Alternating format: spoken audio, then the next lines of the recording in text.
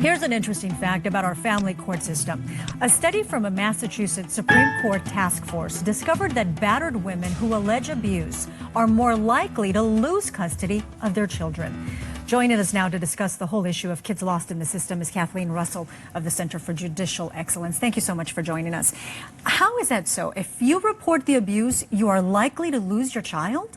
That is correct, Gina. It's a sad reality, but it is routinely happening in America's family courts.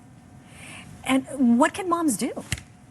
Well, they need to be very careful before they step into family court, and we actually advise folks, if they have any ability to go to a private mediator and avoid the court system altogether, they should do that. Obviously, if they're dealing with an ex-spouse who is a batterer or is molesting the children, that is a difficult situation. And many times the courts are being unwittingly used by the abuser to continue to perpetrate abuse against the parent, the protective parent.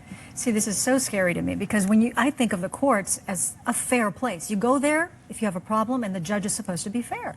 Doesn't seem the case. Not at all. And unfortunately, it's not about the facts of the case. It's about who you know and how much money you have. And our organization and others like us around the country have been hearing a tsunami of these stories for the last 10 to 20 years. And it's only getting worse. It is an epidemic, and there are a number of reasons for why this is happening. And you actually go through a process to vet these cases. Someone who just says, hey, custody was given to the abuser. You don't just say, okay, and now we're going to go advocate for you. What kind of stuff do you do to verify and make sure the record is how it is, so that when you're coming out and talking about cases like Damon or Alana, that people know that this is actually true? Sure. No, we work with attorneys. There are a couple of wonderful attorneys in different places around the country who are working to try to ensure that children are better protected in the system. And there are organizations that we work with as well that carefully vet these cases,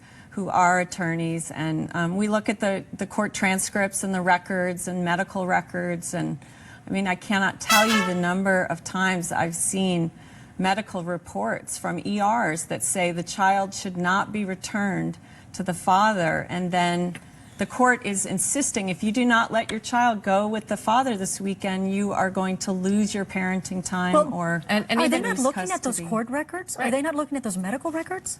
In many cases, they're not. In many cases, they suppress that evidence, or it is never reviewed by the judge. Part of the problem is there are all these court professionals who are being appointed by the judge to meet with the families, and these folks are not trained. We did an audit of 2 county family courts that this California state auditor did, which showed what we knew to be true, which is these people who are being empowered to make decisions about where children are going to live the rest of their lives don't even have basic training in domestic violence detection or in child abuse, even though California state law and many other states require them to be trained. They're simply not. And the judges are depending on these people who don't know what to do. Right. And the other really difficult part of this for people to understand is that there's a financial incentive for these court appointees to keep the cases going. There's no financial incentive to settle these cases. And so a lot of times they know if a child is put with the alleged abuser, that safe protective parent is going to come back to court again and again. And we speak to people who spend hundreds of thousands of dollars trying to protect their child from abuse. Thank you so much for coming out and talking to us, Kathleen.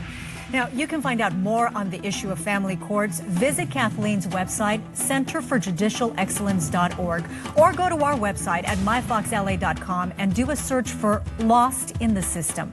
We'll be right back.